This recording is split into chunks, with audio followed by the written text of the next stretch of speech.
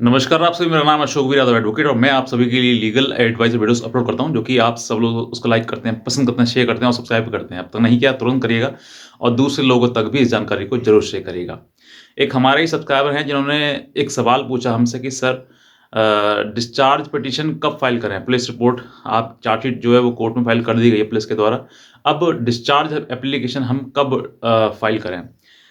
तो आज मैं आपको इस के संबंध में जितनी भी जानकारी है, मैं सब कुछ बताऊँगा आपके लिए कि कब करनी चाहिए, कहाँ करनी चाहिए, कैसे करनी चाहिए और क्या कोर्ट का उसमें निर्णय रहेगा। बहुत सारी चीज़ें हैं, अगर आप नए हैं तुरंत सब्सक्राइब करें, दूसरे लोगों तक भी इस जानकारी को ज़रूर शेयर करें। तो ये जो सवाल था, इस सवाल के मुताबिक जो है वो मैंने सोचा कि किसी एक व्यक्ति को आंसर देने से बेहतर है कि मैं बहुत सारे आप सभी लोगों के लिए इसका जवाब दूँ, ताकि आप भी, क्योंकि ये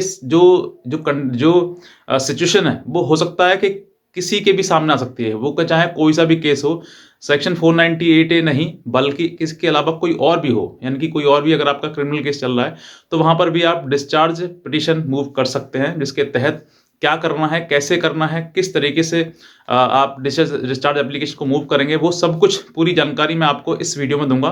बस आपसे निवेदन है कि पूरा वीडियो ज़रूर देखें, क्योंकि बहुत सारे लोग जो है वो आधे-अधूरी वीडियो देखकर चले जाते हैं, बाद में कहते हैं सर ये बात तो आपने बताई नहीं थी, जो कि मैं पूरी एक ही चीज़ आपको बताता हूँ, जानकारी पूरी देता हूँ।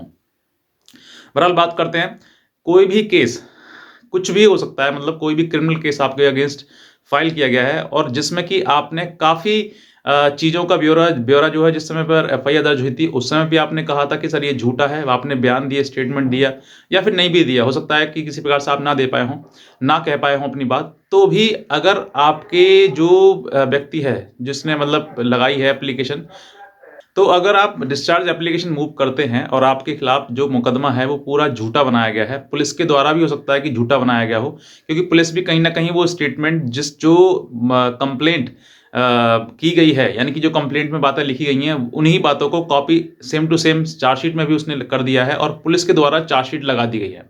तो अब जो है आपके पास एक और राइट बच जाता है कि आप जो है अपने जो केस आपने आपके फाइल किया गया आपके अगेंस्ट, उस केस में आप discharge application under section 239 CrPC के तहत कर सकते हैं।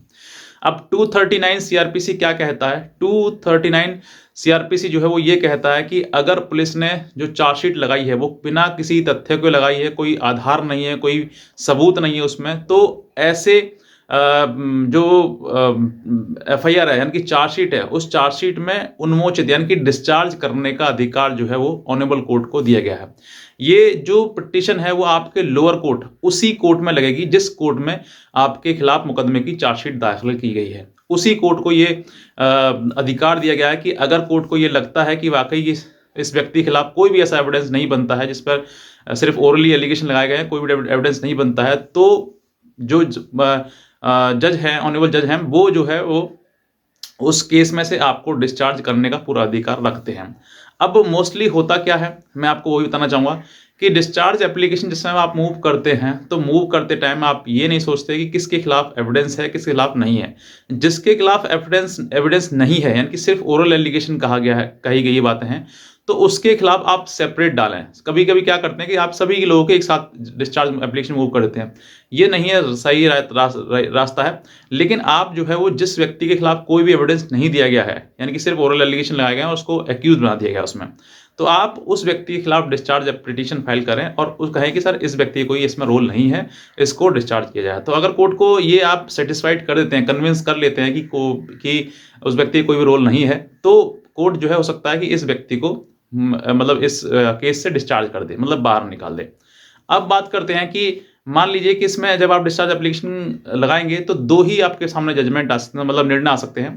पहला क्या है कि आपको डिस्चार्ज कर दिया जाएगा, दूसरा या फिर आपकी डिस्चार्ज पिटीशन को ही डिसमिस कर दिया जाएगा। 2 ही रास्ते इसमें होते हैं। अगर डिस्चार्ज हो जाते हैं आप, बहुत अच्छी बात है, आपको कोई दिक्कत ही नहीं है। लेकिन नहीं होते हैं, तो इस केस में आपको क्या करना चाहिए? इस केस में आपके लिए जैसे ही डिस्चार्ज पिटीशन आपकी डिसमिस होती है, उसकी तुरंत सर्टिफाइड कॉपी आप लें और सर्टिफाइड कॉपी के साथ में और जो एफआईआर है उसके खिलाफ जो है आप सीधे ऑनरेबल हाई कोर्ट को अप्रोच करें और कहें कि हमारी बात जो है ये थी और यहाँ पर हमें सुना गया, और लेकिन हमारी जो है बात पूरी ना रखते हुए, ना समझते हुए ऑनरेबल कोर्ट ने हमें डिस्चार्ज नहीं किया, लेकिन हम डिस्चार्ज के हकदारी हैं।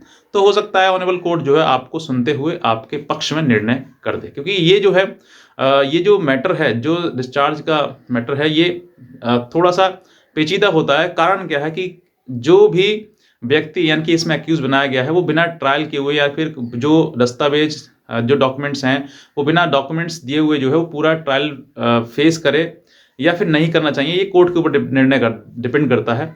लेकिन यहाँ पर जो है वो कोर्ट ये भी चीज़ देखता है कि उस व्यक्ति के खिलाफ आरोप बनता है या फिर नहीं बनता है। अगर प्रथम दृष्टया में मतलब कि प्राया फेसाई में अगर ये शो होता है कि उस व्यक्ति के खिलाफ कोई अपराध बनता ही नहीं है, तो मैं कहता हूँ लोअर कोर्ट ही आपको डिस्चार्ज कर देगी। और अगर कोर्ट को लगता है कि भाई इसका ट्रायल होना चाहिए, वाकई तख्तों को सामने आना चाहिए कि वाकई कौन व्यक्ति है, कौन डिस्चार्ज होना चाहिए कि नहीं होना चाहिए, तो फिर जो है वो कोर्ट जो है आपको डिस्चार्ज ना करते हुए आपकी डिस्चार्ज पिटीशन डिसमिस कर देगी। अब डिसमिस करते ही जो है वो आपको सिर्फ सीधे यही करना है कि सीधे ऑनरेबल हाई कोर्ट को आपको अप्रोच करना है कि मेरे साथ में इस तरीके की घटना हुई थी, मेरे खिलाफ जो है डिस्चार्ज एप्लीकेशन मूव करेगी लोअर कोर्ट में, लेकिन एप्लीकेशन जो है नहीं सुनते हुए या फिर नहीं मुझे डिस्चार्ज किया। ये आप जो है ऑनरेबल हाई कोर्ट के साथ में आप जा सकते हैं, अप्रोच कर सकते हैं, और ऑनरेबल हाई कोर्ट जो है हो सकता है कि आपको पक्ष में दे आपको या फिर विपक्ष में दे। अगर ज़्यादातर मैं देखता हूँ कि महिलाएं जो है पति पत्नियों का जो केस है, अगर महिलाओं का केस होगा और पति ने डिस्चार्ज एप्लीकेशन मूव करी है, तो अगर आप हाई कोर्ट जाते हैं या फिर लोअर कोर्ट में, तो मोस्टली ये देखा जाता है कि आपका मीडिएशन कराया जाए, क्योंकि मीडिएशन अगर आपका हो जाता है तो हो सकता है दोनों पति पत्नी को संबंध जो है बन जाए या फिर टूट जाए, दोनों का कोई भी निर्णय हो सकता है। लेकिन जहां पर बनने वाली संभावना है ही नहीं, तो फिर कोर्ट जो है वो अपना निर्णय देता है कि उसको डिस्चार्ज करना है या फिर नहीं करना है। ये चीज़ें आप समझ सकते हैं। हाई कोर्ट के में अगर आप अप्रोच करेंगे तो सेक्शन 482 सीआरपीसी के तहत जा सकते हैं, और लोअर कोर्ट में जाएं तो सेक्शन 239 यानी कि 239 सीआरपीसी के तहत आप अपना पिटीशन फाइल कर सकते हैं। ये बात आप अपने एडवोकेट को भी समझा सकते हैं। और हाँ, कौन सी स्टेज पर डालना है आपको ये बताना चाहता हूँ आपके लिए कि आपको जो स्टेज है वो आप चार्ज बनने से पहले किसी भी स्टेज पर जान सकते हैं। मतलब चार्ज अगर आपके उसमें फ्रेम हो गया है केस में, तो आपका जो अधिकार है वो खत्म हो गया। लेकिन जहां पर चार्ज नहीं बना है तो डिस्चार्ज एप्लीकेशन आप मूव कर सकते हैं किसी भी समय पर, डिस्चार्ज मतलब चार्ज बनने से पहले।